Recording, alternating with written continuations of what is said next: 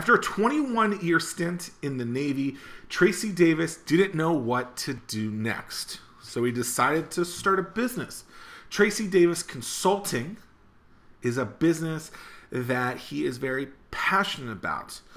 And what he learned in the military is that a lot of process is what's important in business. So he started Tracy Davis Consulting to help businesses put the process into their business so that they can succeed.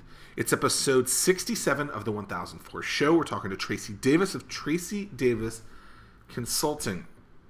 What I think is interesting about this episode is he breaks down kind of when someone is looking for a coach, how they can understand if they're even coachable, but then also the three components to kind of changing a habit are understanding what the behaviors you're already doing are. Number two, the motivation behind it. Why do you want to do it? And number three, the trigger. Is a solid episode 67 with Tracy Davis. If you guys like this episode, make sure to leave us a 5-star review and share it with your friends. Let's get into it. Tracy Davis, what's going on? How's it going? Going well. Awesome to hear. So when you decided to start your business, you came up with a very clever name for it. How did you decide that your name was what you wanted the business to be associated with? Well, you know, I see a lot of companies try to go with a different branding, if you will, and I figured that my name is more recognizable, or could be more recognizable over the long haul versus, let's say, a short period of time where you may end up changing your brand name, so forth and so on. So as long as you don't change your name, you'll be okay. Right, exactly. So what is Tracy Davis Consulting? Well, we're primarily a coaching business, and we do also specialize in soft skill development, workforce development. But what I try to do is leverage some of those topics, if you will, whether it's problem solving, goal setting, and some of the other ones. I try to leverage that in the coaching business in itself, where it's one-on-one with clients, giving them opportunity to really have a kind of a high touch focus on some of those stuff. When you're talking with a client, what are some of the problems that they're going through, and how do you guide them through that process for them to be able to make their lives better? Well, I mentioned one, because we hear goal setting so often, especially this time of the year, you know, at the end of the year, towards the beginning of the new year, most people are thinking about goal setting. And because it's such a, I would say, standard conversation, most kind of take it for granted that they know what goal setting is all about and know how to approach it. So my approach really is to focus in on that initially, is to develop that more as a skill than just a noun. Goal setting is, you know, there's a lot behind it, a lot of mental things that most clients don't look at. Well, and isn't it that within like a month of New Year's, that 90% of people have already failed at their New Year resolution? That's absolutely correct. So why does that happen? Well, as I said before, I think most just assume, because we hear it so often, that they can just pretty much just write something down and go for it. What I'm finding and what I have discovered is there are some key components, and just to be just real quick, there's like 3 components that I really focus in on to try to help. And one is particular behaviors that you're trying to establish, the motivation, and really something that I would say kind of pulls it all together is triggers. You know, what are some triggers that can help facilitate achieving a goal? So those are the 3: behavior, their current motivation or motivations, and some type of trigger. I think a lot of people want to do better for their lives, or they set these goals, but they don't they don't really understand what goes into it, right? So someone wants to start a business, someone wants to lose 100 pounds. Like if someone is thinking about fixing something in their life, business, whatever it might be, what's the first thing that you would tell them or explain to them to try and achieve that goal? Well, it's pretty simple. The first thing I really try to get them to capture are some of the things that they're already doing, and that may be I'm going to go with something simple like how much sleep they get. Just start recording those things and making notes of what they're actually doing throughout the day to kind of capture how much time that they're spending watching television or reading or what have you. Now that in itself takes more energy than most people would like to admit. Really being honest about what they're doing with their time, and then from there, we have a snapshot of what their day would typically look like, and of course we can do that over a period of days. It's almost like if a doctor were to ask you what is your blood pressure, they want to know what that is over a period of time before they prescribe medication or what dosage they're going to recommend, or if they're going to recommend any type of medication. Yeah, I know with a lot of my clients, when they say, I don't have time to do something, that's when I go, okay, well, let's take an inventory of your life. For the next 7 days, tell me what you're doing. And then you get this list of what they're doing. You're like, you have a lot more time than you think. Yeah, absolutely. And people, and even busy people, you have to get creative with sometimes. And, maybe it's phone calls in the car while you're driving or staying up or waking up a little bit earlier. And I think there's always time for people to find a little bit of opportunity to do something different. So you have that person audit their life. You have them kind of provide what they're doing.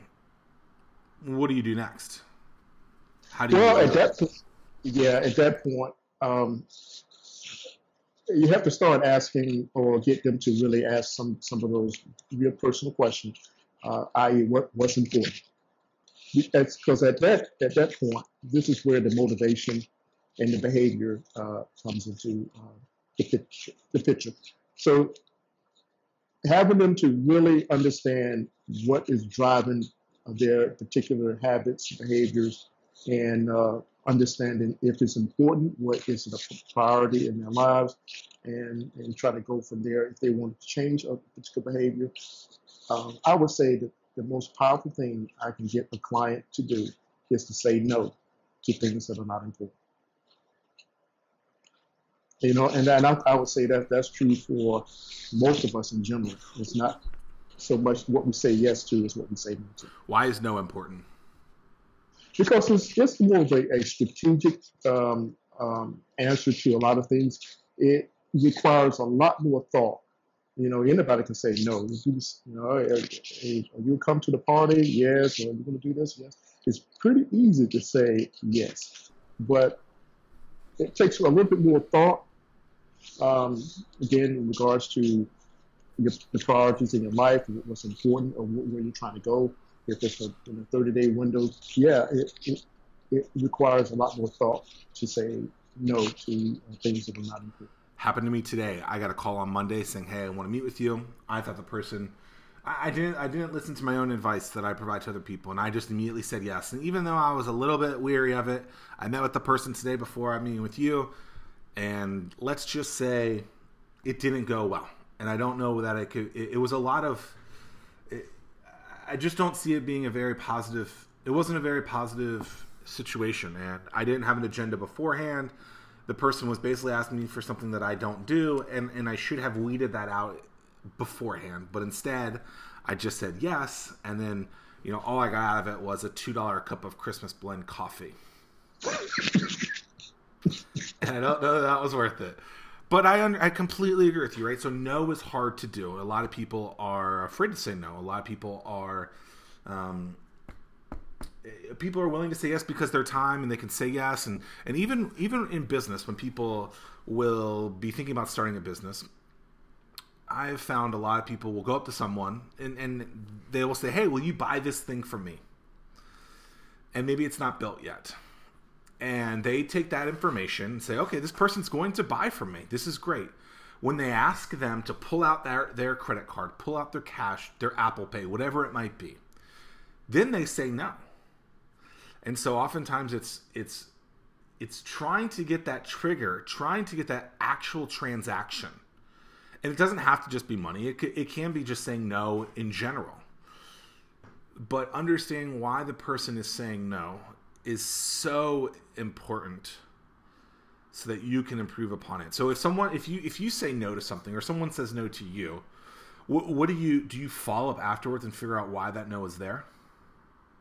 Yeah, in most cases, if a person is saying no, either to me or there's some external thing that's going on, that's a great learning point. So what I typically do is I try to follow up and get more clarity on either what they're looking for. And again, at the end of the day, you may not be able to supply those things, which is a win-win situation. If a person is saying no for, but that is a data point, and that's the one thing as entrepreneurs. Like if I'm talking to an entrepreneur, I would tell them use no's as a data point, as a collection of information, more so than just someone giving you the Heisman. Yeah, it's a data point. The Heisman. So, yeah, that's good. So it's a data. In your line of work, what got you into this? Like, how did you decide that you wanted to become a coach? I said, began in the military. I did over 21 years in the service, Navy. And one of the things that I learned from that is if you have systems, if you can surround yourself with systems, you can accomplish a lot of things. So when I transitioned out of the military, I found that a lot of individuals and companies were not using systems, if you will, to their advantage. Even the ones that they have agreed to use, a lot of people try to bypass those systems, and before you know it, they're losing customers, they're losing valuable employees, so forth and so on. Well, thank you for your service. What type of challenges have you gone through recently in your life that were hard to get through, and then how did you get through them? Well, I would say a few years ago, I went through it's more personal, a divorce. And I would say that most people are dealing with a lot of personal things, and I'm no exception. And so one of the things that I did to overcome that particular time in my life, I used some of the same strategies that I would suggest to my clients. Goal setting. When you go through a traumatic experience, the best thing you can do is to set realistic goals. Again, not necessarily using the SMART goal. Not bashing anyone that uses those SMART goals, but I have a particular way in which I approach that. And problem-solving skills, listening skills, and believe it or not, those things help me to kind of get past that phase. It's amazing how you can take a technique or a strategy that you would use in life and use on business, or from business and then use it in life as well. And I always tell people, communication is the key. If my sister's calling and she's complaining about someone, or an employee, or a family member, or a client, and they're complaining about something, and I just simply say, have you told the person that you're complaining about? No. Well, what do you expect to happen? Like, they don't know that there's an issue, right? So if you don't resolve it, if you don't address it, you can't resolve it, and it can be a huge challenge. I want to know something about Tracy. What's something on your bucket list? Well, believe it or not, is something that most people wouldn't think about. Learning a different language. Learning a different language. The reason I mentioned that, or why that is on my bucket list, I believe when you challenge yourself to do something that is kind of out of the ordinary. I'm not saying that's too far out of the ordinary, but let's be honest. Most of us, as Americans and Westerners, don't think of learning any language, unless we put in a situation where we have to. So I just think it challenges me as a business owner, as a person, to learn about a different culture, if you will, and then also the idea of just uh, keeping the mind focused, if that makes sense. Sure. What's your favorite day of the week? For some reason, I love Mondays. I Me love too. I do. I love Mondays. I love it too. Everyone hates Mondays, and I'm like, there's something there. When I was in a different career and I had a job, I probably hated Mondays because I was a weekend warrior and I was super excited. But now I'm like, man, like let's get into it, because I do try and take weekends lighter than during the week. I still will do some stuff. I found that I didn't even realize this until recently, but I found that I prepare a lot more, even if I'm not preparing for something specifically. I'm constantly doing research and looking for stuff, and I found that a lot of my weekends are done doing that.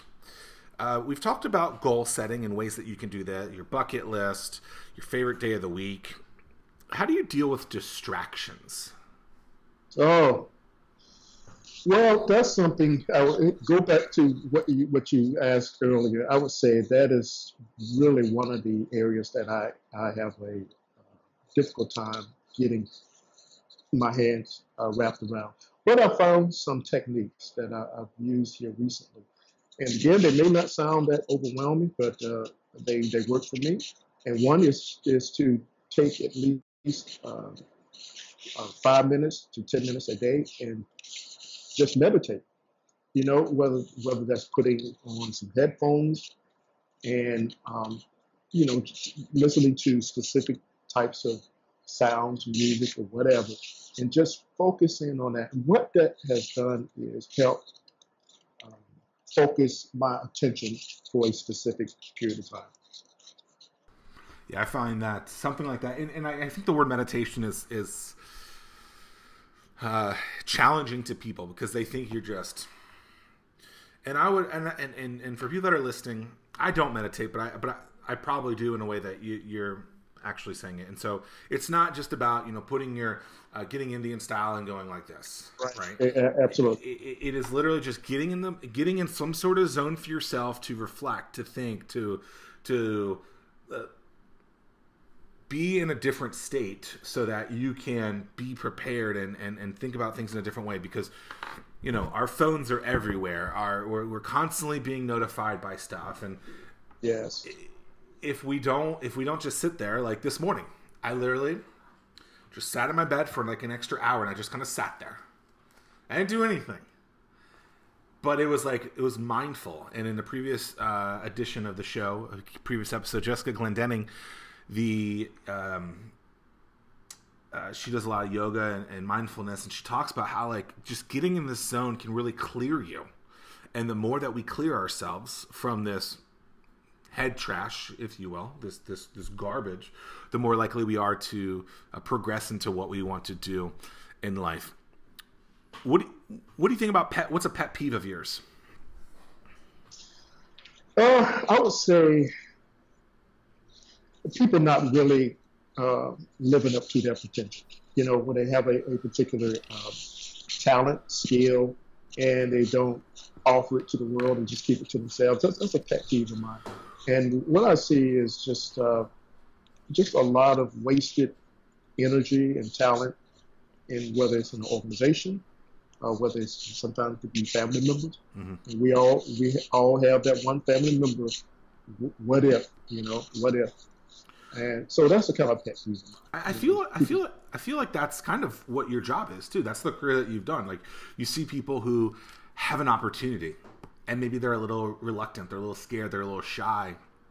They're not skilled in the opposite way that they need to get that thing out. So knowing that that's your pet peeve, I think you started a business around that. So what are some of the success stories that you've seen or that you've helped people with that kind of annoyed you at the first because they couldn't get out of their own head, but then you put them through some technique and were able to succeed?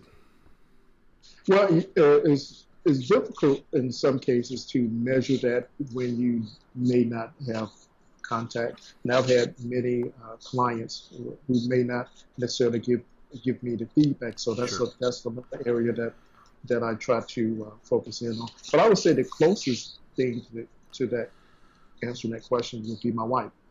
Um, she didn't have the motivation to kind of step out on her own, and just through some of the things that I give to my clients, it's amazing how you can use this as an analogy. If a person's a chef and you go to the house, they're eating some of the worst meals in the world in some cases. But so I decided if I'm going to give all of this good information out to people, and they use it to succeed in life, why not, try to leverage that at home? And so I've seen the fruits of that, and it has worked. It's just sometimes it takes a little longer because the person is close to you, so Sure. it may not necessarily see the benefit of what you're saying, but there's some success there. It's always good to have, what do they say, happy wife, happy life. And if you can teach her what you're teaching other people, that's great. What do you think about the future of college, the future of education? It's in its current form. You go to a university and you have to pay, maybe hundreds of thousands of dollars to go through that. Do you think what college looks like today will be there in 10 years? Right now, no. I think colleges are not necessarily preparing um, students for the current landscape. And I believe, based on what we already know about the education system, the history of that, it was really designed to prepare a person to be in an organization where you manage systems and so forth, and that's okay. However, those institutions are no longer operating in the vein in which, again, this is not picking on any one particular university, but if you're teaching the same management strategies 50 years ago, then you're way behind. So I would say a lot of colleges are kind of behind when it comes to preparing those students to be productive folks in the workplace. And I think what's challenging about it, as someone that has a college degree, I think one of the things that's challenging about it is just it's not that we don't believe in education. We want people to be educated, but when I went to school, and I enjoyed the crap out of school, but what I learned was something that was a skill set from decades before. So if I'm being taught something that's not even relevant anymore, and I have a journalism degree, so I mean, this thing was becoming really big. I don't understand how people can spend the amount of money that they are, and these professors can continue. These universities can continue to push people through, and they're not even teaching them stuff that's relevant once we get out. So my first week of on the job, I learned more than the 4 years that I was in school.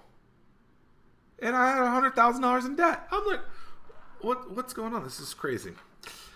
So if someone was interested in maybe getting a coach or changing their life, how would you then convince them that this is kind of the right path for them? Like, are there clients or customers of yours that say they want things, but they're not the right fit? Like, how does someone know that they're in the right fit and they need a coach? Yeah, simple assessment, and one of them being if they're coachable. If they just be recognizing that they may not be at a place at that particular time in which they can take advice from me or anyone else. They can spend zero to tens of thousands of dollars and not get the results because they may not be coachable at that particular time. So that's number one. Just try to kind of identify what makes a good coachable person, regardless of their level of success or failure. I'm sure like most individuals who are successful will tell you that they either had a coach, have a coach, or in the process of having multiple coaches. So that's the first thing is to do the assessment and to also show them the value of that. Unlike universities, the ROI with coaching is much higher. So that's some of the things I would do. Show them the return on investment. And I think you have to be willing to listen and to hear different feedback. And as much as it hurts, when I get feedback from someone, I listen to it. And it might not be something that I want to hear, but we have these advisors, and I think in business something, and I look at certain people as coaches. So my accountant, my CPA, my lawyer, other service providers, like, we're paying them to do a service for us, listen to what they're saying. And sometimes they're looking at it in such an unbiased way that are literally just looking at it and going, look, this is black and white. Here you are, here you are. So I remember one time my CPA was basically like, this is how much money you're spending on this specific kind of line item. He goes, and that's like 7% of your entire business. That's ridiculous. And I was like, huh. And so I literally he looked at it like that, and I had been justifying it, and he's just like, no, that's stupid. And I was like, all right. And then like within the next week or so, got rid of it. And sometimes I think that can be so helpful. And maybe all you have to do is buy someone a cup of coffee to get that. Or, I'm already paying my accountant, so why not just ask him to provide me feedback like that? And so I think it's powerful. If someone's listening and is thinking about doing something different, getting out of a relationship, starting a business, closing a business, how much assessment do they actually have to be doing? Personal assessment, or just... Well, you were talking about assessments like, are they coachable? My assumption is that if they're going to do something different, they should also kind of have an understanding what they're wanting to do, right? How much do they actually have to do beforehand, and how much of it is their gut, I guess?